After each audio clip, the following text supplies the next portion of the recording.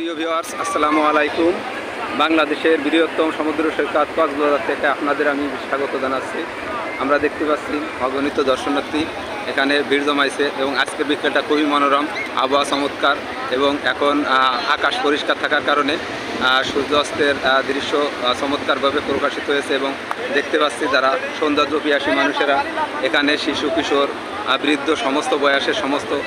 পেশার এবং নানা ধর্মবর্ণের লোকজন আছে এবং দেখেন ঢেউ আশ্রয় আসছে এবং কি চমৎকারভাবে ঢেউ এসে আমাদের পাশ হয়ে যাচ্ছে। আমরা কিন্তু শুকনো জায়গা আছি এবং হঠাৎ করে মাঝে মাঝে খুব ঢেউ এসে আমাদের এই অংশ প্লাবিত করছে এবং এইসব সৌন্দর্য দেখার জন্য সৌন্দর্য পিয়াসী যারা মানুষ তারা এখানে ভিড় জমিয়েছে এবং এই মনোরম দিকে তারা চমৎকারভাবে রাঙিয়ে তুলেছে এবং চমৎকারভাবে তারা উপভোগ করছে। এই দৃশ্য আসলে বলার নাই, এই দৃশ্য না দেখলে বোঝা যাবে না কত সুন্দর দৃশ্য এবং মহান সৃষ্টিকর্তা আমাদের এই বঙ্গদেশে এই সুন্দর সিনারি তৈরি করছে। এই জন্য আল্লাহর কাছে শুকরিয়া জ্ঞাপন করছি, আলহামদুলিল্লাহ। এবং আপনারা দেখেন যে একের পরে এক ঢেউ আশ্রয় পড়ছে এবং এই ঢেউয়ের তালে তালে এই যে শিশু কিশোর যারা আছে তারা বালু নিয়ে আনন্দে মেতেছে এবং অনেক দূর দিগন্ত পর্যন্ত দেখা যাচ্ছে মানুষ তারা সৌন্দর্য উপভোগ করছে এবং এই বিকেলটাকে তারা সুন্দরভাবে এনজয় করছে। এবং দেখেন এখানে যে ওয়াটার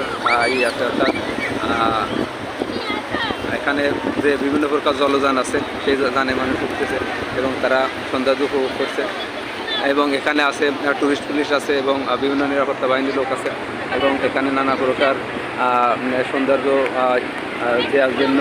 বিভিন্ন রাইডার আছে এবং সেখানে তারা ইন্ডিভিজুয়ালি ব্যক্তিগতভাবে তারা বিভিন্ন সে রাইডারে চড়ছে এবং শিশুরা দেখছেন কীভাবে দৌড়াচ্ছে। এবং এখন এই যে মোটরসাইকেল বা সি বাইক বা মোটরসাইকেল এখন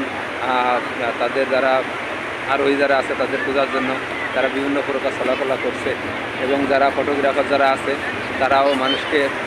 আকৃষ্ট করার জন্য এবং দুই একটা ছবি তোলার জন্য তাদেরকে আকৃষ্ট করার চেষ্টা করছে। কিন্তু এই আধুনিক প্রযুক্তির যুগে সবাই একজন ফটোগ্রাফার এবং সবাই এখন ক্যামেরা নিয়ে ব্যস্ত আছে এবং মোবাইলের দৌলতে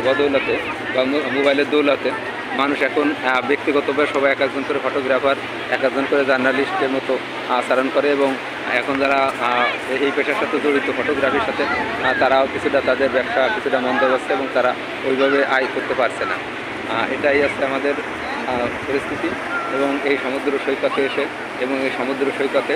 আপনাদের দৃশ্য দেখাচ্ছি এবং